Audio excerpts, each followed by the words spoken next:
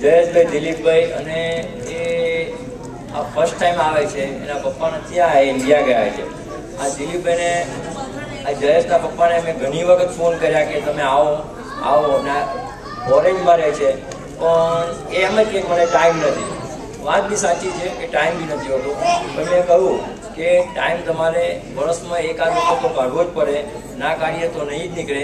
કારણ કે green build અહીંયા જ રહેવાના છે, આપણે ઉપર જવાનું છે. તો મારું એવું માનવું છે કે આનંદ માણવા પણ 2-3 કલાક 4 કલાક વર્ષમાં ફાળવો તો સારું. એ આજે આવે છે તો એના પપ્પાને કહેશે કે એને કેવું લાગ્યું એ. આનું તમને ઓળખાણ આપું. આ અંબાલાલ ફુલાભાઈ જે ખડકીમાં રહેતા હતા, આ નવીનભાઈ નવનીતભાઈ ક્યાં છે?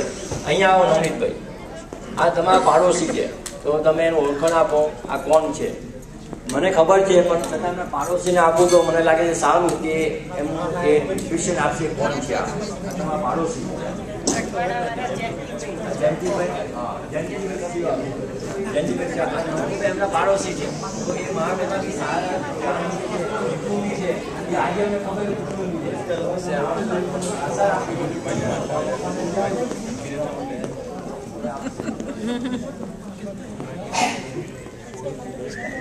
જય સ્વામિનારાયણ, જય શ્રી કૃષ્ણ. જય સ્વામિનારાયણ, જય શ્રી કૃષ્ણ. બંને બોલા.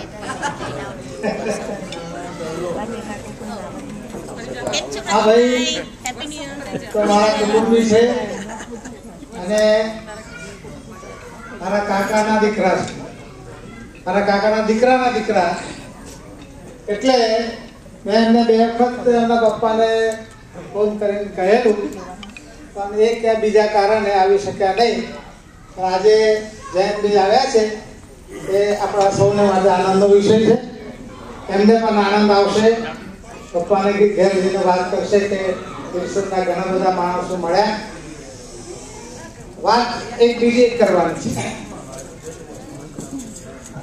અને મને કહેતા કદાચ થોડીક શરમ આવે છે કે અહીંયા આપણે આટલી સંખ્યામાં ભેગા થયા છે. એ સંખ્યા પ્રમાણે જોઈએ તો વ્યક્તિ દીઠ ખાલી $12 હતા આપવાના. અહીંયા ચૂકવવાના છે લગભગ $1.5. પણ $12 પણ જો આપણે આપવા માટે શક્તિમાન ન હોય તો આપણા બધા માટે શરમજનક. એટલા માટે શરમજનક કહું છું, ખાલી 18 માણસના પૈસા આવ્યા છે. Think of it.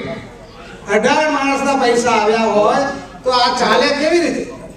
એટલે હું બધાને ફરીથી રિક્વેસ્ટ કરું છું કે તમે અહીંથી છોડતા પહેલા તમારા નામે જે કે પૈસા આવતા હોય, તમારા કુટુંબના માણસો જેટલા આવ્યા છે એના પ્રમાણે તમારે પૈસા આપી દેવા જોઈએ.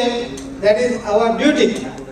કોઈ આપણને કહે કે ના કહે, આપણે કોઈને શરમમાં ના નખાય એટલે કોઈનું નામ ના દઈએ, પણ દરેક જણ પોતે પૈસા ચૂકવ્યા છે કે નહીં એ સમજીને તમે પૈસા આપીને જાઓ એવી મારી રિક્વેસ્ટ.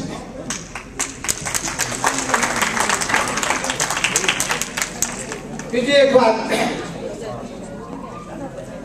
કે સિનિયર સિટીઝનનું કામ